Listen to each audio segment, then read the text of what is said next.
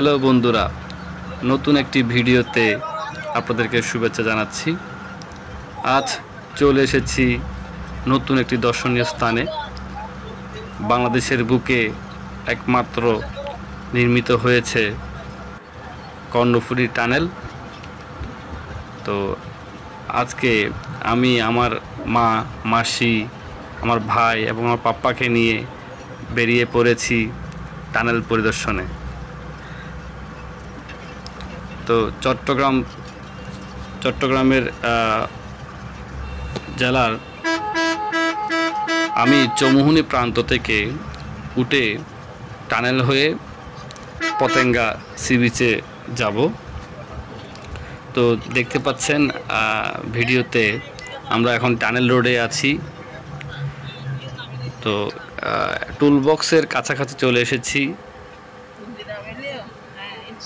এখানে একটা নির্দেশনা দেখতে পাচ্ছি বোর্ডে, please drive carefully, no over speed.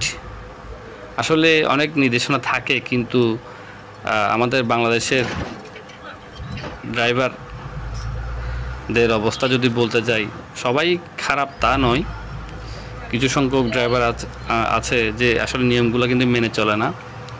তো এখন টানেলের এই প্রান্তে, মানে চৌমুহনী প্রান্তের দিকে টোল বক্সটা বসানো হয়েছে। কর্ণফুলী টানেলটা হলো বাংলাদেশের চট্টগ্রামের কর্ণফুলী নদীর নিচে অবস্থিত একটি সড়ক সুড়ঙ্গ। তো 2023 সালে 28শে অক্টোবর আমাদের তৎকালীন প্রধানমন্ত্রী শেখ হাসিনা এই সুড়ঙ্গ পথটি উদ্বোধন করেন। তো এই সুড়ঙ্গটি চট্টগ্রাম শহরের এক পাশে হচ্ছে বাংলাদেশ নেভাল একাডেমি, অর্থাৎ পতেঙ্গা সমুদ্র সৈকত, এবং অপর প্রান্তে হচ্ছে আনোয়ারা থানা, যেটা ধরা যায়। তো এটা কর্ণফুলী ফার্টিলাইজার কোম্পানি লিমিটেডের কারখানার মাঝামাঝি স্থান দিয়ে কিন্তু অপর প্রান্তে পৌঁছে নদীর দুই তীরের অঞ্চলকে কিন্তু একসাথে করেছে। তো দেখতে পাচ্ছেন আমরা কিন্তু টানেলের ভেতরে প্রবেশ করছি।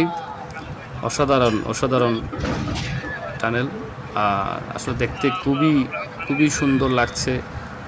আসলে বাংলাদেশের বুকে এরকম একটি টানেল হবে, আসলে এটা চিন্তা করা কিন্তু অবাক করার মতোই বিষয়।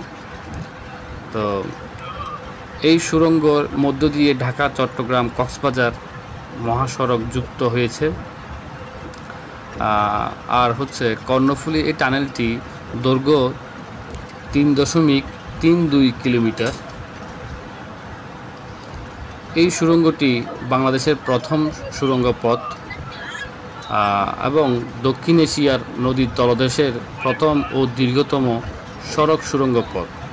এটা নির্মাণ করেছেন চীনা একটা প্রতিষ্ঠান, China communication and construction company লিমিটেডের এই সুড়ঙ্গের নির্মাণ প্রকল্প বাস্তবায়ন করেন।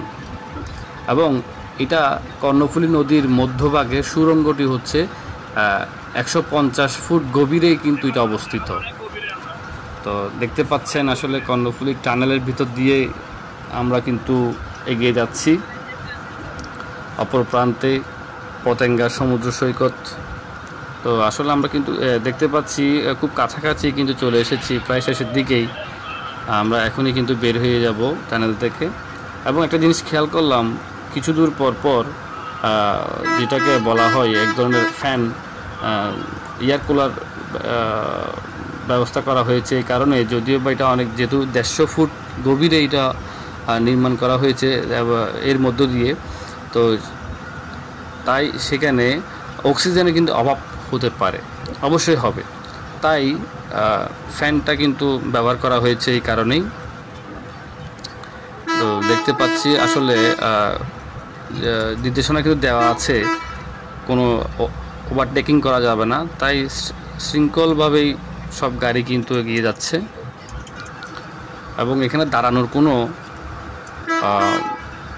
কোনো গাড়ি বা কেউ গাড়ি থেকে নেমে টানেলের মধ্যে হাঁটতে পারবে না, দাঁড়াতে পারবে না।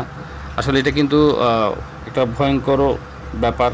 যদি দাঁড়ায় তাহলে হয়তো বিভিন্ন অ্যাক্সিডেন্ট এখানে হতে পারে। তো আমরা প্রায় শেষের দিকেই চলে এসেছি। এই যে দেখা যাচ্ছে একটু একটু আলো দেখা যাচ্ছে। তো এই হলো টানেল, আমাদের বাংলাদেশের একমাত্র কর্ণফুলী টানেল। তো আমরা শেষে চলে এসেছি। তো যারা এতক্ষণ আমার ভিডিওটি ধৈর্য ধরে দেখেছেন সবাইকে অসংখ্য অসংখ্য ধন্যবাদ। পরবর্তী নতুন একটা ভিডিও নিয়ে অবশ্যই আপনাদের সামনে আসব। ততক্ষণ পর্যন্ত আমার সাথে থাকবেন। ধন্যবাদ সবাইকে।